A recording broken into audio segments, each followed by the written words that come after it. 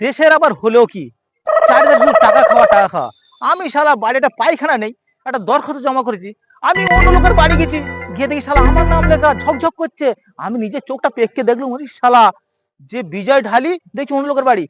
আমার ইচ্ছা ছিল সরষেকে থাকবো, কিন্তু না, দিদি আজ এই রাস্তাতে পদযাত্রা করতে আসছে, আমি আজ একে নিয়ে লোটা রেখে আমি একে নিয়েই বসবো, একে নিয়ে হাঁকবো, দেখে বুঝুক দিদি কত ধানে কত চাল। আমি আসছে কতটা ক্লিন কতটা নির্মল করেছে সেটা আমি নোংরা করে দেখিয়ে দিলাম। শালা কত ধানে কত চাল, বুঝুক মেম্বার কত টাকা কত দিয়ে খাচ্ছে। যাই এবার একটু ওদিক পানে গিয়ে পদ্মা ধুয়ে নেই, কাজের কাজ হবে।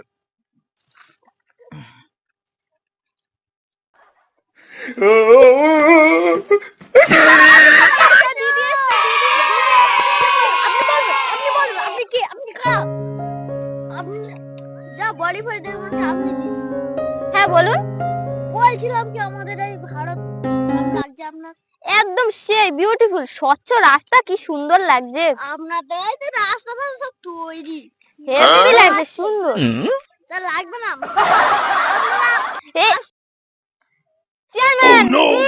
দিদি আপনি কিছু বলতে চাইছেন? বলুন বলুন, চাপ নেই। কষ্ট হচ্ছে, কষ্ট হচ্ছে। অ্যাম্বুলেন্স আপনি কোথায় আছেন? অ্যাম্বুলেন্স তাড়াতাড়ি আসুন। এই গুটা তো আর বলা যাবে না, যেটা গু, এটা মেম্বারের ঘাড়ে চাপিয়ে দিই। মেম্বার তো আমার ঘাড়ে চাপাচ্ছে। দিদিকে তো বুঝতে যাবে না এটা গু, কিছু একটা বলে চালিয়ে দিই। আরে দিদি আপনি যেটা মনে করছেন এটা সেটা না, এটা হচ্ছে ওই মাঠে ঘাটে যারা সব ভাত ভাত নিয়ে যায় না, ওই ডাল একটু পড়েছে। কিন্তু মেম্বার এত দুর্গন্ধ কেন বেরোচ্ছে? আপনি যেটা মনে করছেন সেটাই।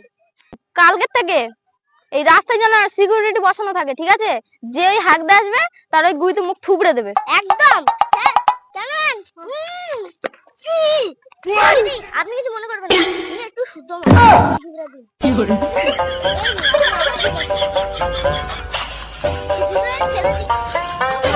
ঠিক আছে।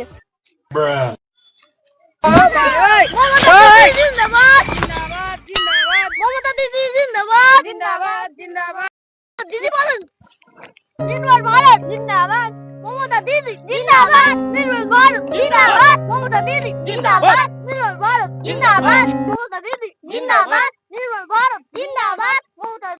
মেম্বার এই রাস্তায় কে পায়খানা করছে, এটা একটু দেখে রাখবেন, ঠিক আছে? যদি তারা ধরতে পারেন খুব শীঘ্রই ধরার চেষ্টা করবেন, আর ধরতে পারলে গুই তোর মুখ থুবড়ে দেবেন একদম। হ্যাঁ, সব জ্বালা তো আমারই তো ধরতে হবে। আমি যদি না ধরি তো কে ধরবে? কেন যে মেম্বারটা আমার করেছে, একটু ভালো সাজি। ঠিক আছে ম্যাডাম, আপনি কোনো চিন্তা করবেন না, এই সব কাজ আমার হাতে। ঠিক আছে, তাহলে আমি এখনকার মতো চলে যাচ্ছি, আবার পরে দেখা হবে তোমাদের সাথে, ঠিক আছে? Tata tata. দিদি এখন উড়ে উড়ে যাবে, মানে হেলিকপ্টারে করে যাবে, দেখতে থাকুন। এদিকে আনন্দ এগিয়ে থাকে, এগিয়ে রাখে গো শালা দিদি এসছে, রাস্তার উপরে হেগেছি, তাও শালা কোনো প্রতিকার হয়নি। আজকে পরে সর্ষে নষ্ট করব, যাই হবে এখানে হেগে সর্ষেটা নষ্ট করে দেই।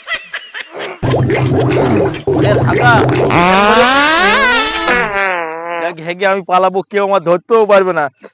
কে করছে তা কে করছে? আরে তাহলে তুই শালা বেটা এখানে হাত দিস? হ্যাঁ চলো তোমার বিচার হচ্ছে। না না, আমি নাই অন্য কেউ। এ বাবা, আমি এবিপি আনন্দ চলে আসছি, এই চোরটাকে আবার ধরে ফেলা হলো। দেখুন দিদি আগের দিন যে গুটায় পা দিয়েছিল, ইনি সেই গুটায় হেগেছিল। না ছাড়, আমি হাগিনি, অন্য কেউ। আমাদের এই নির্মল ভারতটাকে, এত সুন্দর ভারতটাকে হেগে নষ্ট করে দিচ্ছে। হ্যাঁ বিশেষ গাই। ওরে বাবা, দিদির কাছে গেলে আমাদের কি শাস্তি হবে? তবে আমি দমে হাল খাবো না, দিদির সঙ্গে আমিও মুখ লড়বো, সেই রাম যাচ্ছি। কি বলে? হ্যাঁ চলো দেখি দিদির কাছে। এদিকে আনন্দ, আপনি আসুন আর এগিয়ে থাকুন। কি ব্যাপার? হ্যাঁ তুমি এখানে হাঁকছো ওখানে হাঁকছো, কি ব্যাপার তোমার? দিদি আমি সত্তর প্রতীক, শালা আমার নামে পায়খানা দরখাস্ত জমা দিচ্ছি, আমি পরের বাড়ি জোগাড়ে কাজ করতে গিয়ে দেখি আমার নামে সেখানে পায়খানা ঘর, আমার ঘর ফাঁকা। তাহলে আমি বাইরে হাঁকবো না থেকে এই মেম্বার যত রাজ্যের গোড়াইয়া জানে কোথায় কি করছে, শুধু টাকা খেয়েছে, এর পায়খানা ওর বাড়ি, ওর পায়খানা এর বাড়ি। আমি কি করতে পারি বলুন দিদি? আমার মুখ গুইতে থবড়াবেন না এই মেম্বারের কি থবড়াবেন আপনি বলুন? তাহলে আপনি কি ভাবছেন? দোষটা কার হতে পারে? দোষটাই আপনার। মেম্বার না হলে এই টাকাগুলো যাচ্ছে কোথায়? দেখছি এই গুয়েতে মেম্বার থোবড়ানোর দরকার। এই সবাই মিলে মেম্বারকে ধরো, এর আজকে গু মাতানো হবে।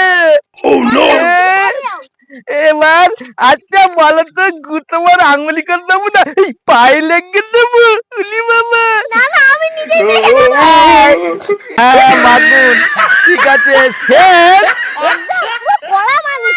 কেমন লাগছে? এ নাই হ্যাঁ, এগিয়ে থাকে, এগিয়ে রাখে। দেখতে পাচ্ছেন মেম্বার আমাদের ভুল বলে বোকা বানানোর চেষ্টা করছিল। এটা ওই গুটাকে ডাল বলে, ওই জন্য মেম্বারের মুখে গু থুবড়ে দেওয়া হলো, যা মমতাদি বলেছিলেন। আর আমাদের এই ভিডিওটা ভালো লাগলে লাইক করবেন, কমেন্ট করবেন, শেয়ার করবেন, সাবস্ক্রাইব করতে ভুলবেন না। দেখা হবে নেক্সট ভিডিও। বাই।